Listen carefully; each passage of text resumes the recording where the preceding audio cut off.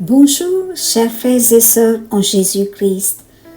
Nous sommes très heureux de présenter l'homélie du révérend frère Lawrence Soucey Naden, capucin, en ce 26e dimanche du temps ordinaire, le 27 septembre 2020. Le thème que nous allons aborder aujourd'hui est la faiblesse de Dieu. Dieu peut-il être faible? Nous savons et croyons que Dieu est omnipotent et omniscient. Il est le maître de l'univers et rien n'est impossible à Dieu. S'il en est ainsi, comment Dieu pourrait-il être faible? Bien que cela semble étrange, la Bible dit que Dieu est faible. En fait, en première lecture d'aujourd'hui, Yahvé lui-même dit à Ézéchiel que Dieu est faible.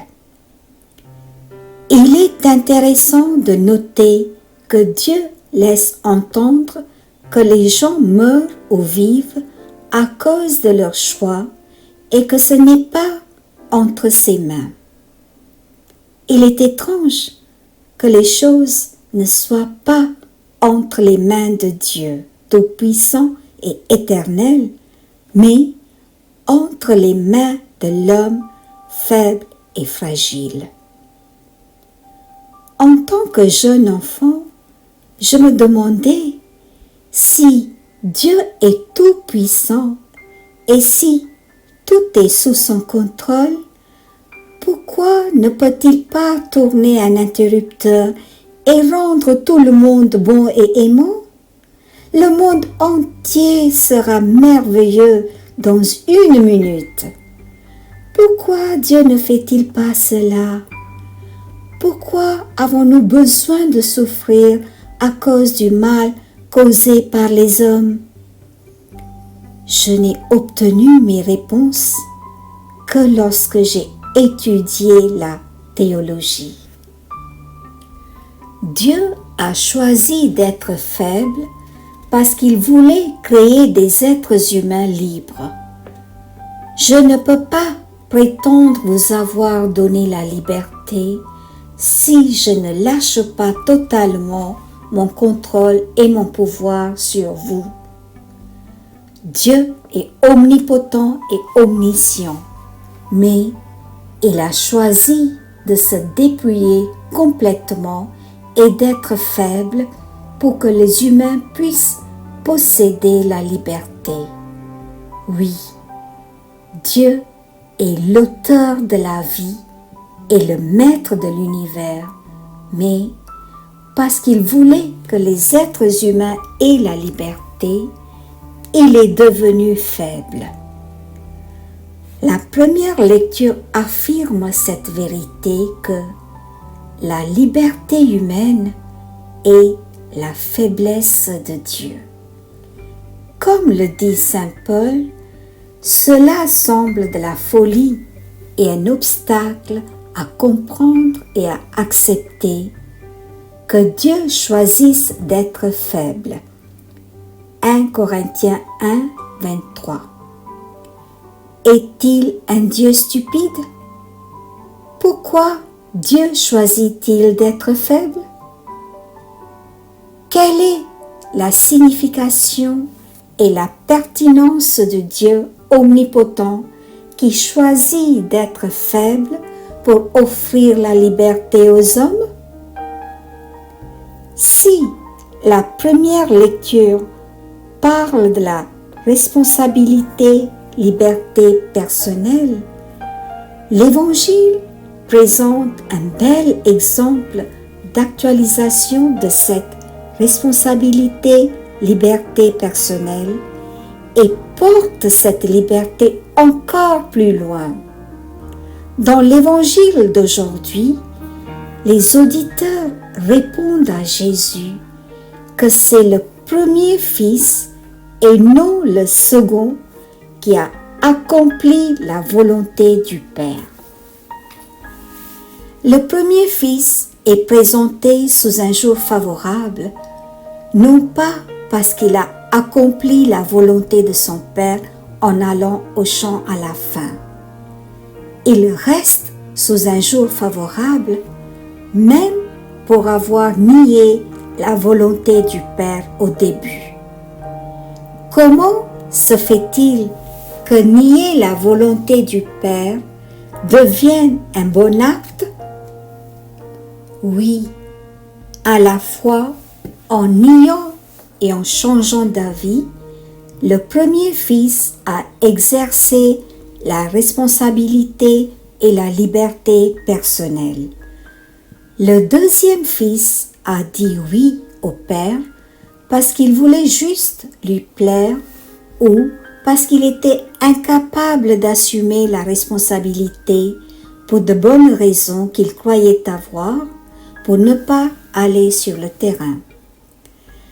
Le premier fils a pris la responsabilité dans les deux situations. Il a dit non au début pour certaines raisons, mais la décision lui appartenait. Plus tard, il a changé d'avis et a décidé de son propre chef de partir alors qu'on ne s'attendait pas à ce qu'il soit sur le terrain. Le deuxième fils n'a pas assumé la responsabilité dans les deux temps. Dire oui au début, quand il savait qu'il ne pouvait pas y aller, puis ne pas y aller quand il s'était réellement engagé à se rendre sur le terrain.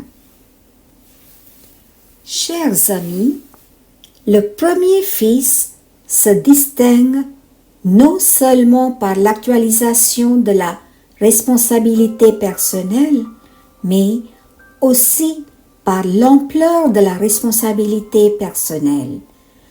Il a dit non au début, mais qu'est-ce qui l'a poussé à aller sur le terrain à la fin? Il a changé d'avis, probablement en prenant conscience des difficultés de son père ou en observant sa réaction quand il a refusé d'aller sur le terrain, ou bien pour toute autre raison. Je suppose qu'il a changé d'avis probablement par ce qu'il ressentait pour son père. Il a réalisé son rôle de fils ou il aurait ressenti le besoin de le faire pour le bien du père, allant au-delà de ses goûts et couleurs. Ainsi, on pourrait dire que le premier fils a exercé sa liberté en refusant d'abord la demande de son père. Il a pris sa liberté dans sa plénitude en obéissant au Père à la fin par amour. Oui, Dieu a choisi d'être faible et d'offrir la liberté aux humains, non pas à cause de certaines équations métaphysiques, mais par amour. Oui, nous ne pouvons pas forcer quelqu'un à aimer. L'amour peut fleurir seulement dans la liberté. Comme la liberté est le fondement de l'amour, Dieu a choisi d'être faible au nom de l'amour.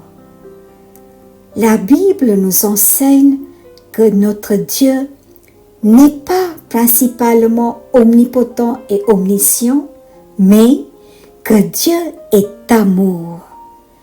Il n'est pas étonnant qu'un Dieu d'amour ait choisi la faiblesse par amour pour la liberté de l'homme.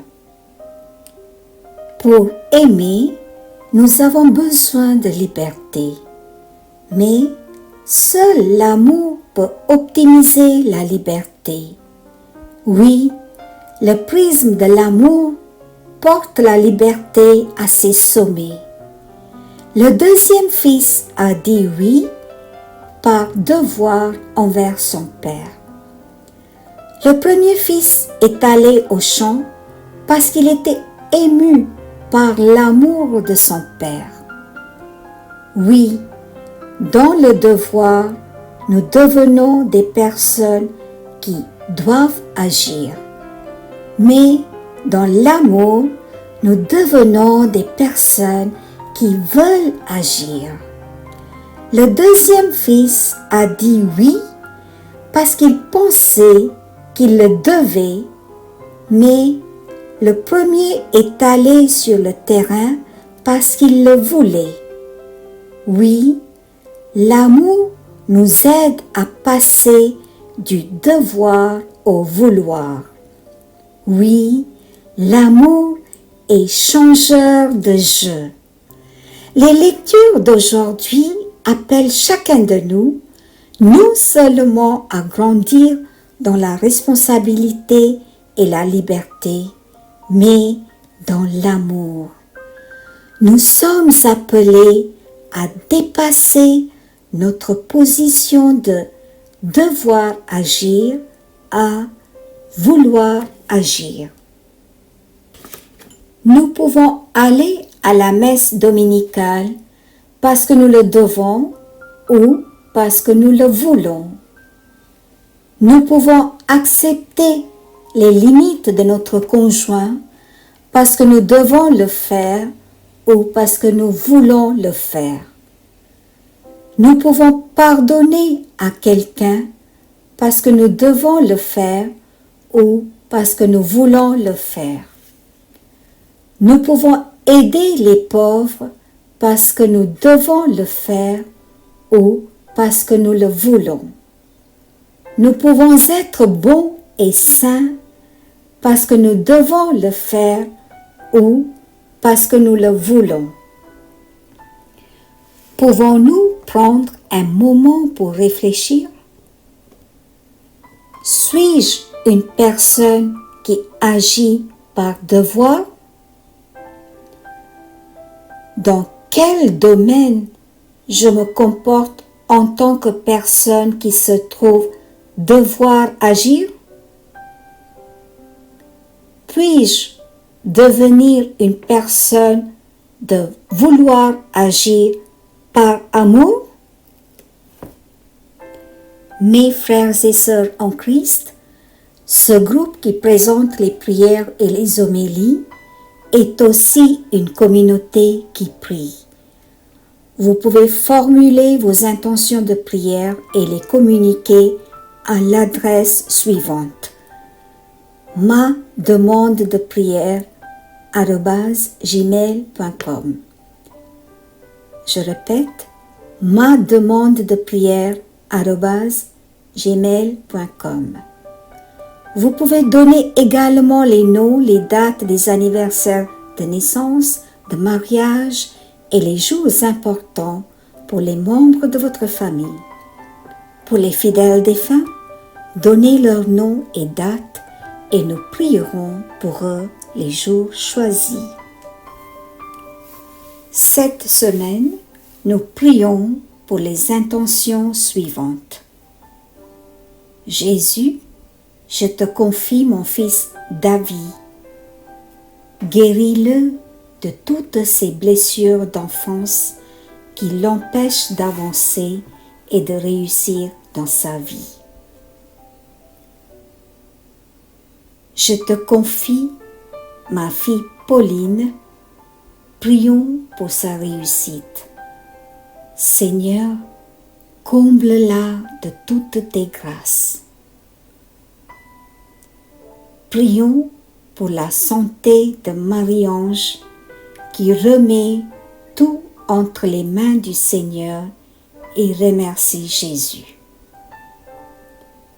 Jésus, je te confie Emmanuel, un jeune qui a besoin du discernement.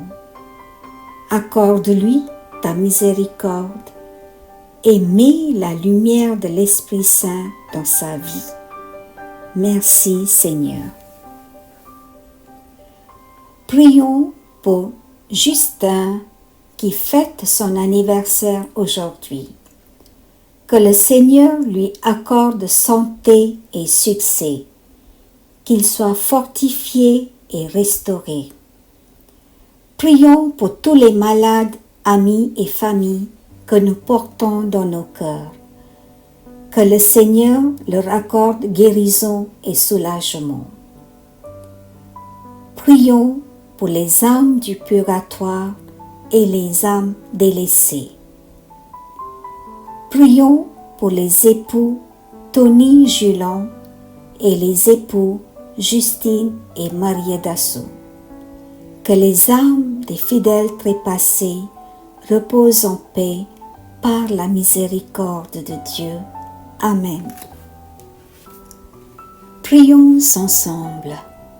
Seigneur, plein d'amour et de grâce, merci de nous aimer. Merci d'avoir choisi d'être faible par amour pour nous. Puissions-nous apprendre à répondre à ton amour, Seigneur. Puissions-nous devenir comme le premier fils dans l'évangile d'aujourd'hui, des personnes responsables qui agissent par amour.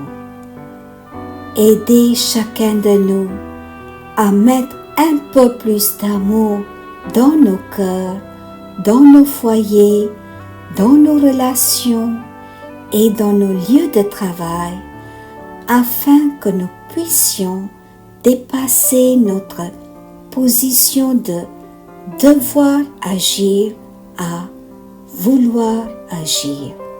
Amen. Je vous remercie. Bonne semaine. Rendez-vous la semaine prochaine. Soyez bénis.